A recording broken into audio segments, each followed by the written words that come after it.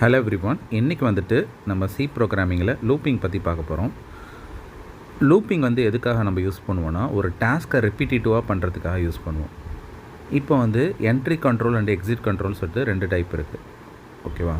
Entry கண்ட்ரோலில் for லூப்பும் while லூப்பும் வரும். எக்ஸிட் கண்ட்ரோலில் டூ வைல் லூப்பு வரும். ஓகேவா? அப்போ டோட்டலாக மொத்தம் 3 லூப் இருக்குது. இந்த 3 லூப்பும் கிட்டத்தட்ட ஒரே மாதிரி தான் ஒர்க் ஆகிற மாதிரி இருக்கும். ஆனால் கொஞ்சம் சிமிலாரிட்டிஸ் இருக்குது. அது என்னன்னு சொல்லிட்டு இப்போ டீட்டெயிலாக பார்ப்போம். இப்போ ஃபஸ்ட்டு வந்து ஃபார் லூப் பற்றி பார்ப்போம். ஒரு டாஸ்க்கை எத்தனை வாட்டி ரிப்பீட் பண்ண போகிறோங்கிற கவுண்ட்டு தெரிஞ்சிச்சுன்னா அதை வந்து நம்ம ஃபார் லூப்பில் யூஸ் பண்ணலாம். இப்போ ஃபார் லூப்போட சின்டெக்ஸ் பாருங்கள். 3 பார்ட் இருக்குது உள்ளார. ஒன்று இனிஷியலைசேஷன், இன்னொன்று கண்டிஷன், இன்னொன்று இன்க்ரிமெண்ட் ஆர் டிக்ரிமெண்ட். இந்த இனிஷியலைசேஷனுங்கிறது என்னென்னு சொல்லலாம்னா ஸ்டார்டிங் வேல்யூன்னு சொல்லலாம். லூப் எங்கே ஆரம்பிக்கிறதுங்கிறத வேல்யூவை அதை சொல்லலாம். கண்டிஷன் டெஸ்ட்டுங்கிறத லூப் எங்கே முடியுதுங்கிறத அதில் சொல்லலாம். இன்க்ரிமெண்ட்டுங்கிறது இந்த லூப்பு ஒன்றா ஜம்ப் ஆகணுமா, இல்லை 2 ஜம்ப் ஆகணுமா, இல்லை ஃப்ரண்ட்லேருந்து போகணுமா, இல்லை ரிவர்ஸ்லேருந்து வரணுமாங்கிறத டிசைட் பண்ணுறது இந்த ஸ்டெப் வேல்யூ. ஃபார் லூப் எப்படி ஒர்க் ஆகும்னா, ஐயில் ஸ்டார்டிங் வேல்யூ எடுத்து வச்சிரும் 1ன்னு. அதுக்கப்புறம் கண்டிஷன் செக் பண்ணும். கண்டிஷன் ட்ரூனா கீழே இருக்கிற ட்ரூ பார்ட்டை எக்ஸிக்யூட் பண்ணும். எக்ஸிக்யூட் பண்ண பிறகு தான் இன்க்ரிமெண்ட் பண்ணும். திரும்ப வந்துட்டு செகண்ட் பார்ட்டில் இருக்கிற கண்டிஷனை எகெயின் செக் பண்ணும். கண்டிஷன் ட்ரூனா திரும்ப ட்ரூ பார்ட்டை எக்ஸிக்யூட் பண்ணும். அதே போல் செக் பண்ணிகிட்டே வரும். லாஸ்ட்டாக எப்போ கண்டிஷன் ஃபால்ஸ் ஆகுதோ அப்போ வந்துட்டு அந்த ட்ரூ பார்ட்டை ஸ்கிப் பண்ணிவிட்டு லூப்பை விட்டு வெளியில் வந்துடும். இந்த ப்ரோக்ராமை நல்லா கவனிங்க. ஐன்னு ஒரு வேரியபிள் டிக்ளேர் பண்ணியிருக்கேன். அதில் ஸ்டார்டிங் வேல்யூ 1ன்னு வச்சுட்டேன். இப்போது கண்டிஷன் செக் பண்ணுறேன். அது லெஸ் தென் 10 கண்டிஷன் ட்ரூனா கீழே ஐயை பிரிண்ட் பண்ணுறேன். அப்போ 1ங்கிற வேல்யூ ஃபஸ்ட்டு பிரிண்ட் ஆகும். இப்போ இந்த ப்ரோக்ராமை ரன் பண்ணுறேன் பாருங்கள். 1லேருந்து 10 வரைக்கும் இந்த லூப் ஒர்க் ஆகும். லாஸ்ட்டாக 10ங்கிற வேல்யூ 11ன்னு மாறும்போது கண்டிஷன் செக் பண்ணும்போது ஃபால்ஸ். அப்போது லூப்பை விட்டு வெளியில் வந்துடும். இப்படி தான் இந்த ப்ரோக்ராம் ஒர்க் ஆகும். இப்போது எனக்கு 10லேருந்து 1 வரைக்கும் எனக்கு வேல்யூ பிரிண்ட் ஆகணுன்னா அப்போ லூப்பில் ஸ்டார்டிங் வேல்யூ 10ஆக மாற்றிடணும். எண்டிங் வேல்யூ வந்துட்டு 1ஆக மாற்றிடணும். ஓகேவா? அப்போது நம்ம செக் பண்ணுற கண்டிஷன் வந்து லெஸ் தெனுக்கு பதில் கிரேட்டர் தென் ஆர் ஈக்குவல்ட்டுன்னு வச்சுக்கணும். அதே போல் ஸ்டெப் வேல்யூ வந்துட்டு I மைனஸ்னு மாற்றிடணும். டிக்ரிமெண்ட் ஆகிட்டு வரணும்ல, அதனால். இப்போ ரன் பண்ணுறேன். ப்ரோக்ராமோட அவுட்புட் பாருங்கள். 10லேருந்து ரிவர்ஸில் பிரிண்ட் ஆகுது 1 வரைக்கும்.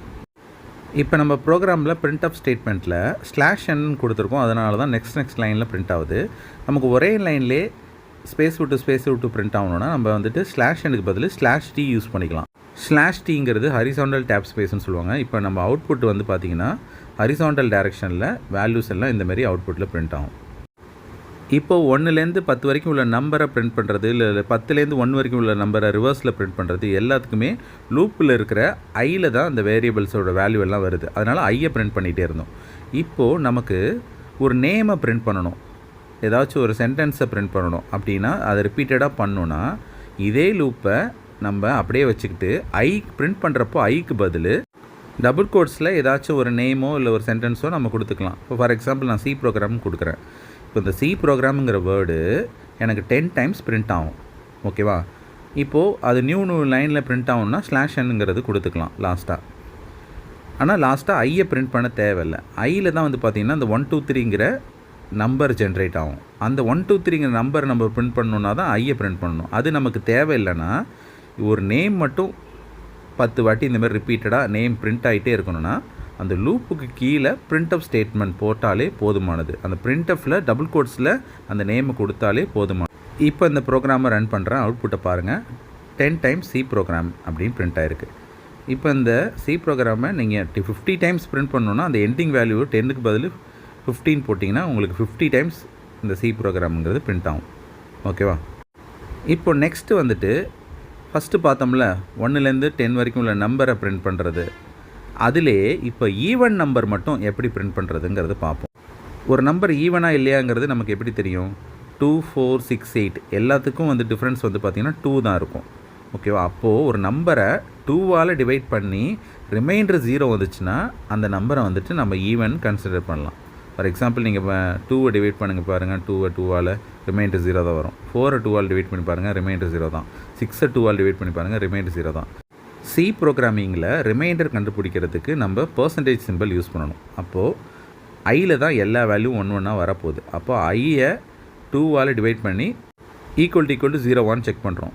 ஏன் டபுள் ஈக்குவல் டு போடுறோம்? இங்கே கம்பேர் பண்ணுறோம். கம்பேரிட்டுக்கு வந்து 2 ஈக்குவல் டு போடணும்.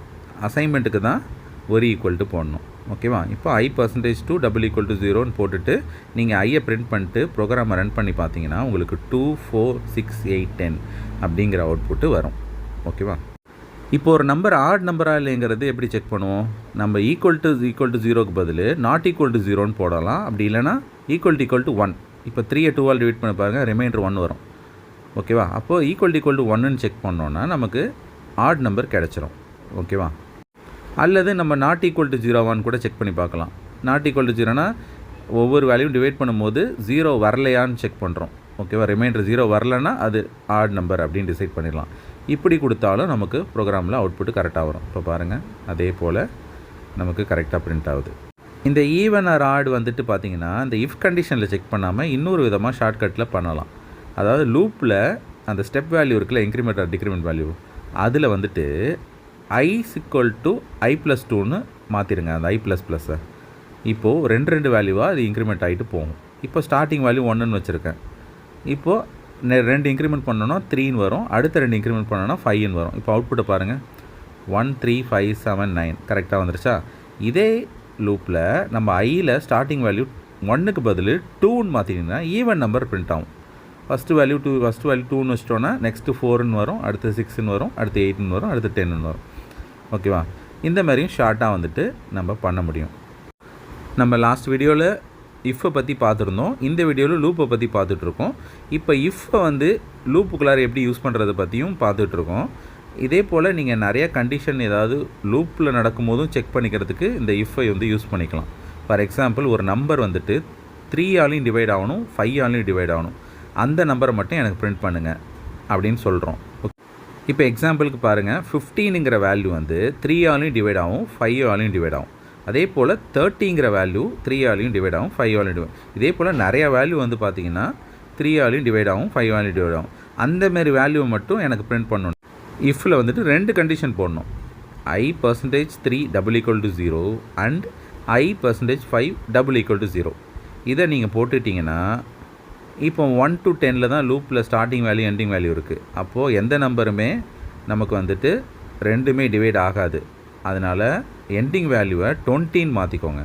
20 மாற்றிட்டிங்கன்னா 15ங்கிற வேல்யூ கண்டிப்பாக வந்துட்டு 2ஆலையும் டிவைட் ஆகும். நமக்கு அவுட்புட்டில் 15ங்கிறது வரும். இப்போ எண்டிங் வேல்யூ வந்துட்டு 20ங்கிறத 100ஆக மாற்றிருக்கேன். இப்போ வந்துட்டு ப்ரோக்ராம் ரன் பண்ணோன்னா 1லேருந்து 100 வரைக்கும் எந்தெந்த நம்பர்லாம் 3 and 5ஆல் டிவைட் ஆகும் எல்லாமே பிரிண்ட் ஆகும். அப்போது 15, 30, 45, 60, 75, 90 இது மட்டும்தான் நமக்கு அவுட்புட்டில் வரும். ஓகேவா? இப்போ நெக்ஸ்ட் ப்ரோக்ராம் வந்து 1லேருந்து 10 வரைக்கும் உள்ள நம்பரை வரிசையில் ஆட் பண்ண போகிறோம். அதாவது 1 + 2, 2 + 3, 3 + 4 இது எல்லாத்தையும் ஆட் பண்ணோன்னா நமக்கு 55ங்கிற ரிசல்ட் வரும். அது கரெக்டாக வருதான்னு இப்போ செக் பண்ணுவோம். இப்போ நம்ம வந்து பார்த்திங்கன்னா சம்முன்னு ஒரு வேரியபிள் டிக்ளேர் பண்ணிக்கிறோம். அதுக்கு இனிஷியல் வேல்யூ 0ன்னு வைக்கிறோம். ஏன் இதில் 0ன்னு வைக்கிறோன்னா நம்ம 1 + 2, 2 + 3 வரிசையில் ஆட் பண்ண போகிறோம்ல, அப்போது எடுத்தவொடனே ஏதாச்சும் ஒரு வேல்யூ இருக்கணும், அது கூட 1 ஆட் பண்ணால் அந்த 1 வரணும். அப்போ அதுக்கு எதை வச்சா 1 வரும்னா 0 கூட 1 ஆட் பண்ணால் தான் 1 வரும். அதனால தான் எடுத்தோடனே சம் இஸ் ஈக்குவல் டு 0ன்னு வச்சிட்டோம். இப்போது சம்மில் ஐயில் வர ஒவ்வொரு வேல்யூவும் வரிசையில் ஆட் ஆகிட்டே வரும். கடைசியாக சம்மை பிரிண்ட் பண்ணி பார்த்தோன்னா நமக்கு 55 அப்படின்னு வரும். ஓகேவா? இப்போ அந்த ப்ரோக்ராமை ரன் பண்ணுறேன், பாருங்கள், நமக்கு 55 வருது. இப்போ 1லேருந்து 10 வரைக்கும் ஆட் பண்ணுறது பார்த்தாச்சு. இப்போ நெக்ஸ்ட் 1லேருந்து 10 வரைக்கும் உள்ள நம்பரை மல்டிப்ளை பண்ண போகிறோம். அதுக்கு வந்துட்டு சம்முங்கிற நேமை வந்துட்டு நான் ப்ராடக்ட்னு மாற்றிக்கிறேன். ஓகேவா? எங்கெங்கெல்லாம் சம்முன்னு இருக்கோ அங்கே நான் ப்ராடக்ட்னு மாற்றிக்கிறேன். அதே போல் இனிஷியல் வேல்யூ வந்துட்டு 0ங்கிறத 1ன்னு மாற்றணும். ஏன் 1ன்னு மாற்றுறோன்னா போன வாட்டி 1 கூட எதை ஆட் பண்ணால் 1 வரும்னா 0 ஆட் பண்ணணும். இந்த வாட்டி 1 கூட எதை மல்டிப்ளை பண்ணால் அதே 1 வரும்னா 1ன்னு நம்ம வச்சா தான் வரும். அதனால தான் நான் இனிஷியல் வேல்யூ 1ன்னு வச்சுக்கிறேன். இதுக்கப்புறம் வேறு என்ன நம்ம இந்த ப்ரோக்ராமில் சேஞ்ச் பண்ணோன்னா, போன வாட்டி சம் பண்ணிகிட்டே வந்தோம், அதனால தான் ப்ளஸ் சிம்பிள் போட்டோம். இந்த வாட்டி மல்டிப்ளை சிம்பிள் போடணும். ஓகேவா? Product equal to product into I அப்படின்னு போட்டுட்டு இந்த ப்ரோக்ராமை ரன் பண்ணிங்கன்னா உங்களுக்கு அவுட்புட்டு கரெக்டாக வரும். இப்போ இந்த வேல்யூ வந்து பார்த்திங்கன்னா நம்ம மேனுவலாக போட்டு பார்க்க முடியாது. அதனால் வேல்யூ வந்துட்டு நான் சின்னதாக மாற்றிக்கிறேன். இப்போது 1 × 2 × 3 × 4 × 5 வந்து பார்த்திங்கன்னா 120. அது கரெக்டாக வருதான்னு பார்ப்போமா? கரெக்டாக வருது. ஓகேவா? அப்போ சின்ன நம்பராக போட்டு நம்ம செக் பண்ணிக்கலாம். இப்போ உங்களுக்கு டவுட் இருக்கலாம், அந்த ஃபார் லூப்பில் அந்த 3 பார்ட் இருக்குல்ல, அது அந்த இடத்துலே தான் இருக்கணுமா இல்லை வெளியில் போட்டுக்கலாமான்னு கேட்டால் நம்ம வெளியிலையும் போட்டுக்கலாம். ஃபார் எக்ஸாம்பிள் I = 1 இருக்குல்ல, அதை லூப்புக்கு மேலேயே நம்ம போட்டுக்கிட்டு அதே போல் I++-ஐ லூப்புக்குள்ளார பாடி ஆஃப் த லூப்பில் கூட போட்டுக்கலாம். இப்போ நான் பண்ணி காட்டுறேன் பாருங்களேன். இப்போ I = 1 செமிகாலன் வச்சுட்டேன். இப்போ அந்த I++ வந்துட்டு பார்த்தீங்கன்னா printfக்கு கீழே போட்டுக்கிறேன். அதாவது பிரிண்ட் பண்ணி முடித்த பிறகு இன்க்ரிமெண்ட் பண்ணுற மாதிரி.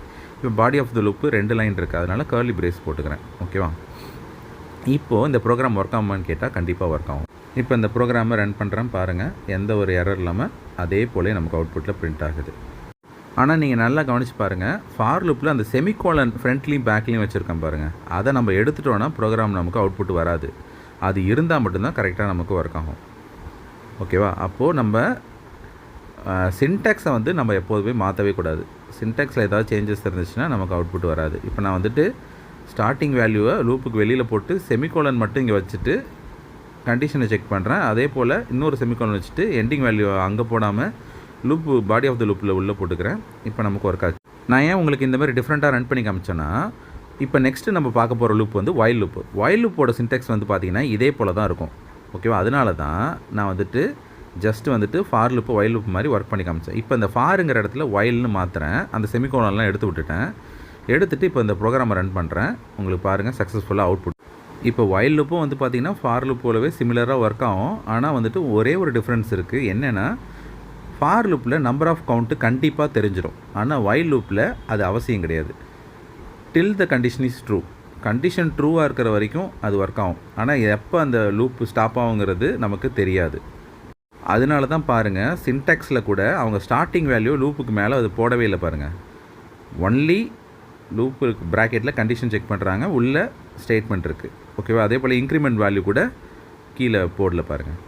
அது எல்லாமே ஆப்ஷனல் தான். கண்டிஷன் மட்டும்தான் மெயின் வைல் லூப்பை பொறுத்த வரைக்கும்.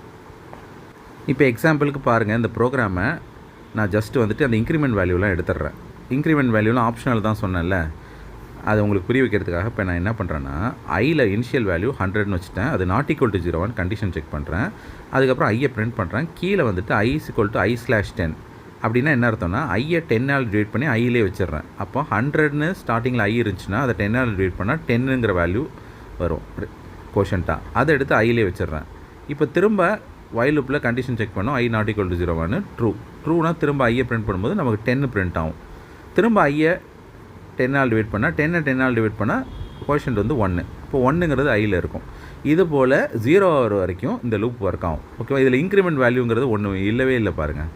ஆனாலும் இந்த ப்ரோக்ராம் ஒர்க் ஆகுது. அப்போது வைல் லூப்பை பொறுத்த வரைக்கும் இன்க்ரிமெண்ட் வேல்யூ அதெல்லாம் மஸ்ட்டு கிடையாது, கண்டிஷன் மட்டும்தான் மஸ்ட்டு.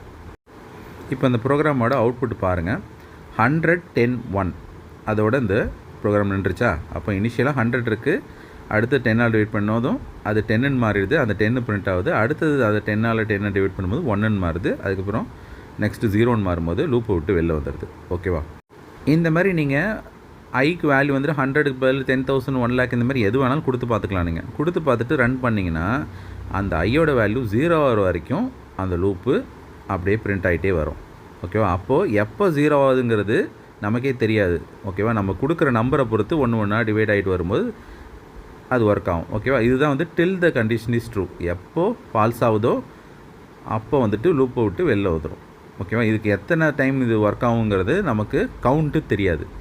இப்போ வந்துட்டு உங்களுக்கு தெளிவாக வந்துட்டு ஃபார் லூப்புக்கும் வைல் லூப்புக்கும் உள்ள டிஃப்ரென்ஸ் புரிஞ்சிருக்கும். ஓகேவா? நம்பர் ஆஃப் கவுண்ட் வந்துட்டு கண்டிப்பாக தெரிஞ்சிருச்சுன்னா நம்ம ஃபார் லூப்லேயே போட்டுடலாம். நம்பர் ஆஃப் கவுண்ட்டு தெரிஞ்சுட்டு நீங்கள் ஃபார் லூப்பில் மட்டும்தான் போடணுமான்னு கேட்டால் வைல் லூப்பில் கூட நம்ம போட்டுக்கலாம். ஓகேவா? வைல் லூப்லேயும் கவுண்ட்டு தெரிஞ்சால் போடலாம். ஆனால் நம்பர் ஆஃப் கவுண்ட்டு தெரியவே இல்லைன்னா கண்டிப்பாக அதை வைல் லூப்பில் மட்டும்தான் போடணும், ஃபார் லூப்பில் போடக்கூடாது. வைலும் டூ வைலும் கிட்டத்தட்ட ஒரே மாதிரி தான் இருக்கும். ஒரே ஒரு டிஃப்ரென்ஸ் தான். வைல் வந்துட்டு பார்த்திங்கன்னா எடுத்தவொடனே கண்டிஷன் செக் பண்ணிவிட்டு தான் பாடி ஆஃப் த லூப்பை எக்ஸிக்யூட் பண்ணும். ஆனால் டூ வைல் வந்து பார்த்திங்கன்னா எடுத்தவொடனே பாடி ஆஃப் த லூப்பை அட்லீஸ்ட் ஒரு டைமாவது எக்ஸிக்யூட் பண்ணிவிடும். லாஸ்ட்டாக தான் கண்டிஷன் செக் பண்ணும். அந்த கண்டிஷன் ஃபால்ஸ்னால் லூப் விட்டு வெளில வந்துடும். ஓகேவா? அப்போ எடுத்தவொடனே டூங்கிற கீவேர்டு இருக்கணும், அடுத்தது பாடி ஆஃப் த லூப் இருக்கணும், லாஸ்ட்டாக வைலோட கண்டிஷன் இருக்கணும், லாஸ்ட்டாக செமிகோலன்னு இருக்கணும் இதில். ஓகேவா? இப்போ ப்ரோக்ராம் ரன் பண்ணுறேன். நமக்கு அவுட்புட்டில் பாருங்கள் 1லேருந்து 10 வரைக்கும் பிரிண்ட் ஆகுது. ஓகேவா? அப்போது இதில் வந்துட்டு நீங்கள் தெரிஞ்சிக்க வேண்டிய விஷயம் என்னென்னா, அட்லீஸ்ட் ஒரு டைமாவது லூப் வந்துட்டு எக்ஸிக்யூட் ஆகும் கண்டிஷன் செக் பண்ணுறதுக்கு முன்னாடியே. ஓகேவா? அதனால தான் ஃபார் லூப்பும் வைல் லூப்பும் என்ட்ரி லெவல் செக்கிங் சொல்லுவாங்க, டூ வைல மட்டும் எக்ஸிட் லெவல் செக்கிங் சொல்லுவாங்க. ஏன்னா அது ரெண்டும் செக் அண்ட் எக்ஸிக்யூட், இது வந்துட்டு எக்ஸிக்யூட் அண்ட் செக்குன்னு சொல்லலாம். நம்ம ஃபார் லூப்பில் போட்ட சம் இருக்குல்ல, 1லேருந்து 10 வரைக்கும் உள்ள நம்பர் எல்லாத்தையும் சம் பண்ணுறது, அதே போல் 1லேருந்து 10 வரைக்கும் இல்லை 5 வரைக்கும் உள்ள நம்பரை மல்டிப்ளை பண்ணுறது. இதை வந்துட்டு நீங்கள் வைல் லூப்லேயும் ட்ரை பண்ணலாம், டூ வைலும் ட்ரை பண்ணலாம். ரெண்டுத்துலேயுமே உங்களுக்கு அவுட்புட்டு சேமாக தான் வரும். ஓகேவா?